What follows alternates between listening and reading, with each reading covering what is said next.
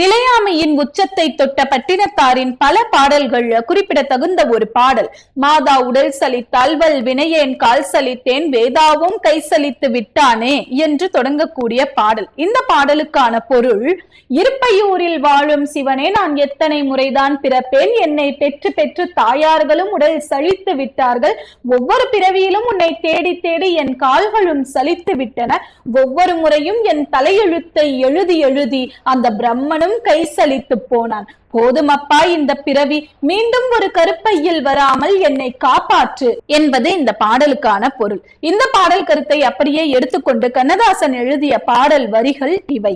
பெற்றவள் உடல்